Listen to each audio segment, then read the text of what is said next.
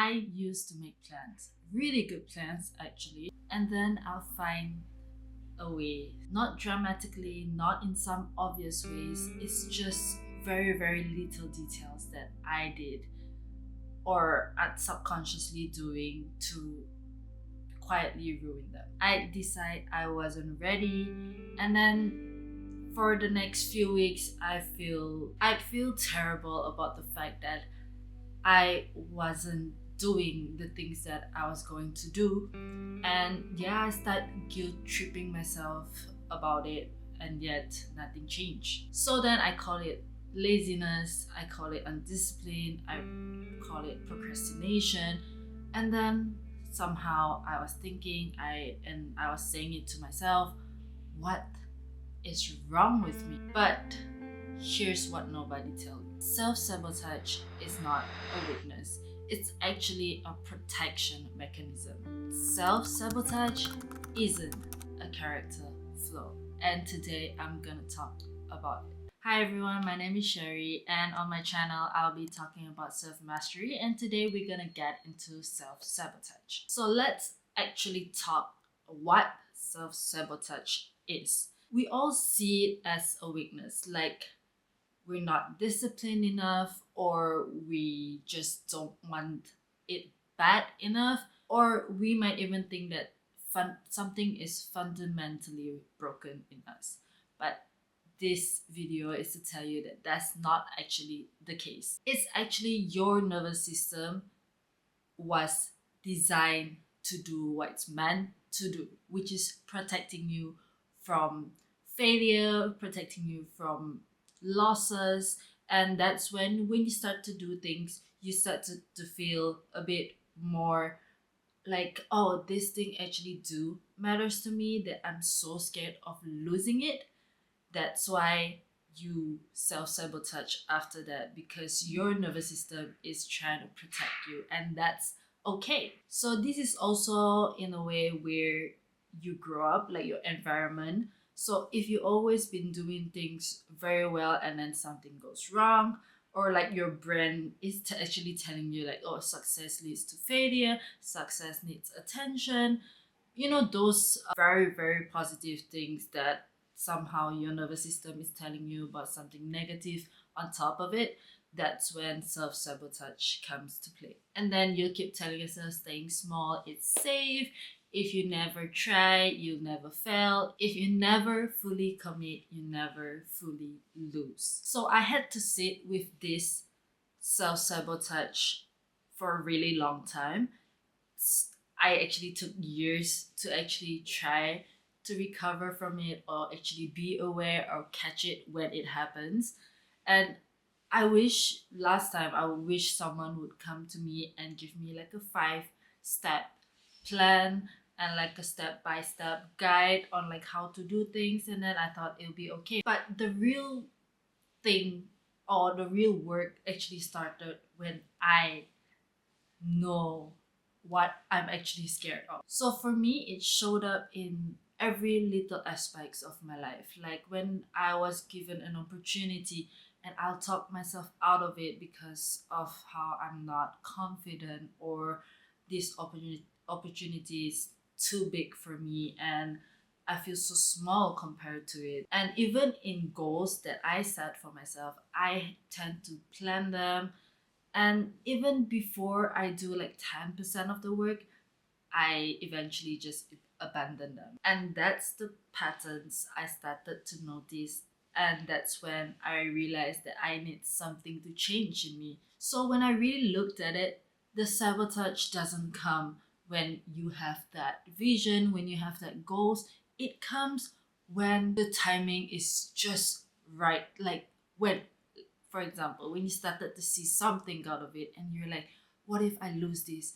Or once you started to see some, like a certain part of the success that comes from it, you started to think like, what if I lose this? What if I fail in this? It's sabotage comes when it started to feel real, and then when it started to actually matters to you, that it's something you don't want to lose, it's something you don't want to fail in. It pulls you back quietly through distractions, through procrastination, For example, when I have that, I start to find things to hit my dopamine up, so I stop feeling the that feeling.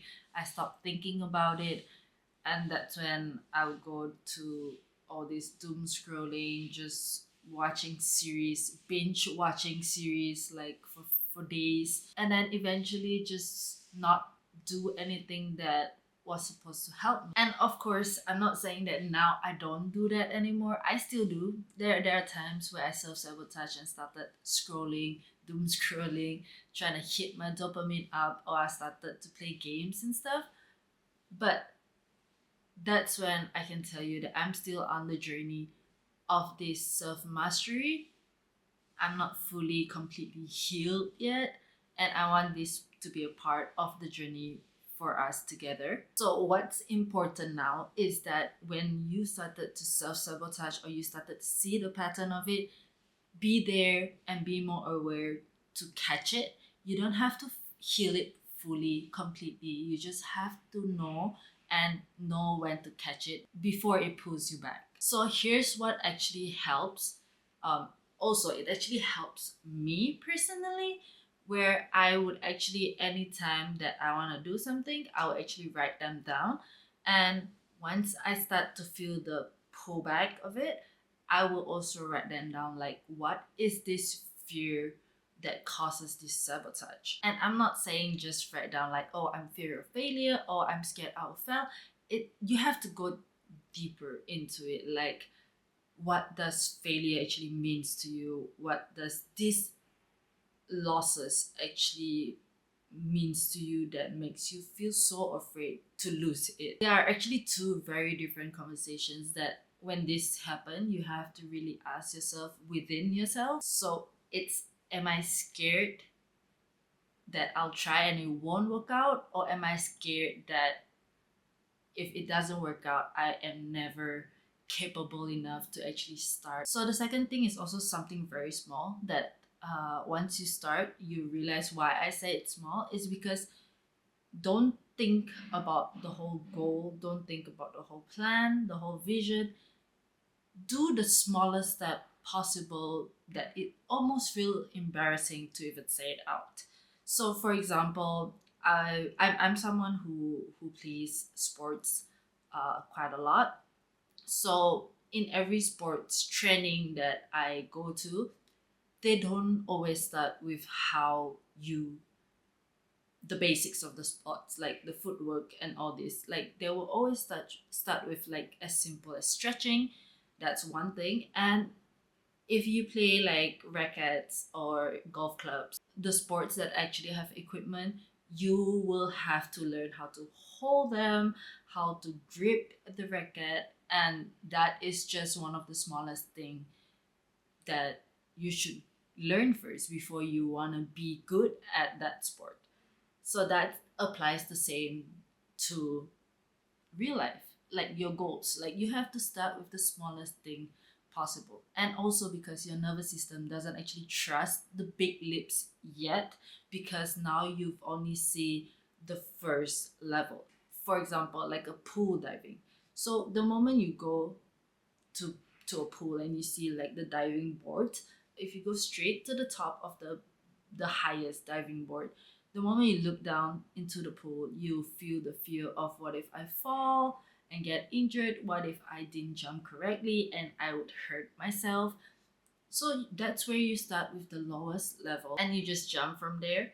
And then after that, you go to the first diving board. And when you keep doing it and you feel like you are actually already achieving some type of result there, like the first board, you didn't get hurt, you go for the second one, and it's like a whole cycle repeating itself. And that's the build up that you need to have in order for you to achieve something that you want. It actually, your nervous system actually needs proof that the things you do doesn't result in destruction. And so you need to build the proof in very, very small and undeniable moments.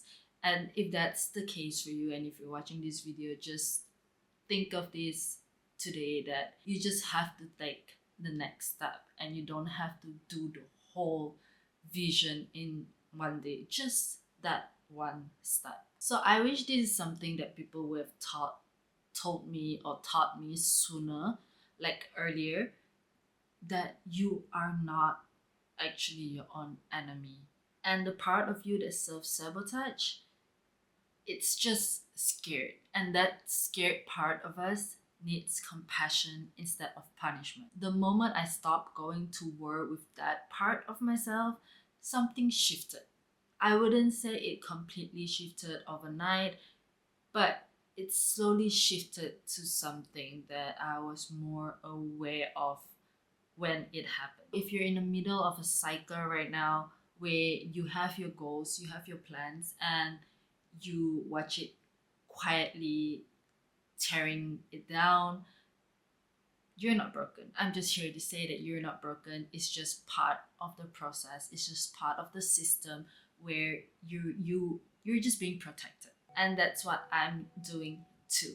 So I actually do post a video on Monday and Friday. So Monday is more self mastery, Friday is more towards fashion. I have a sense of love for fashion. And if you're interested, I'll see you on Friday. If you're not interested and you're just interested in self mastery, I'll see you on every Monday. And leave a comment down below. What's one area of your life that you realize you always been pulling back when it starts to feel real? So I will read every single one of your comments, and yeah, I would say I would read it because I would love to learn a lot more things from all of you as well. Bye. I'll see you on Friday or on next Monday. And yeah, I hope all of you have a great morning, day, night, wherever and whenever you're watching this video.